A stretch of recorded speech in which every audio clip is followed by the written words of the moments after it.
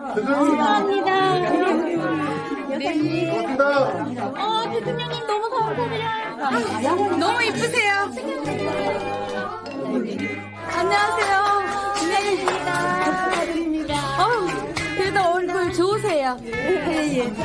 네네. 경호진 후배들 경호받으시는 네. 사모님 축하드립니다. 네네. 저희 다 아는 후배들서 잘 모실 겁니다. 네. 대통령님 저희 아파트 주민으로서 지내셨던 시간 잊지 않아 주셨으면 좋겠어요. 네네.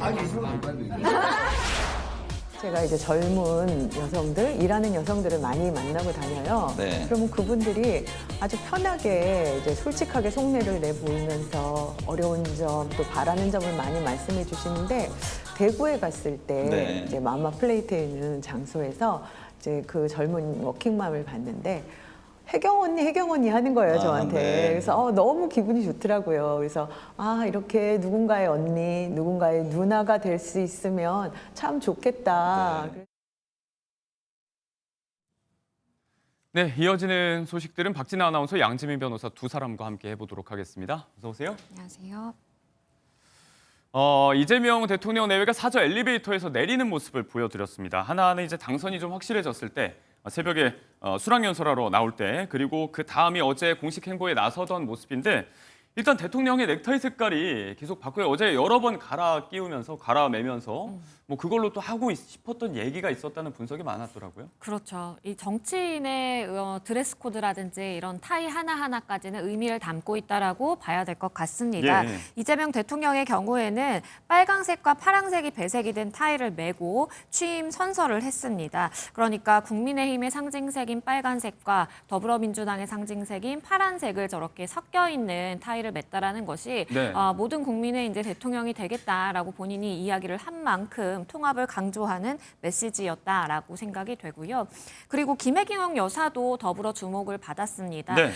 이 조용한 내조를 이어오다가 당선 이후에는 모습을 드러냈는데요. 하얀색 아니면 블랙 계열 아니면 베이지 컬러 이렇게 단정한 이 정장을 입음으로써 네. 본인이 조용한 내조를 하겠다라는 의지를 표명한 것으로 익힙니다.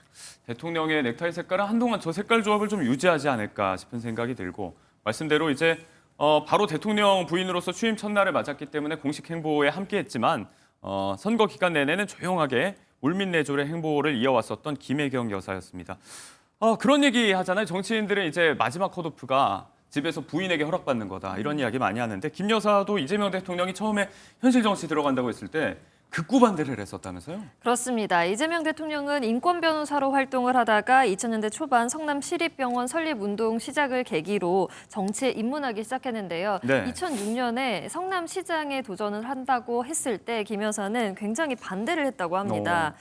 성남시장에 출마할 거면 이혼 도장 찍고 나가라라고 말할 정도였다는데요. 예. 하지만 시장이 되어서 지역사회에 변화 주는 모습, 또 시민들의 호응을 받는 모습을 보면서 남편을 응원하게 됐다고 전했습니다.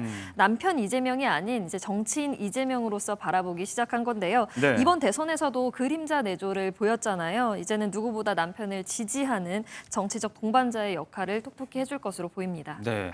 그렇다면 이제 완벽한 지원자로서의 선언을 했고, 실제로 이제 영부인으로서 하루가 시작이 됐는데, 어제부로 선거 직후에 바로 이렇게 퍼스트 레이디가 됐습니다.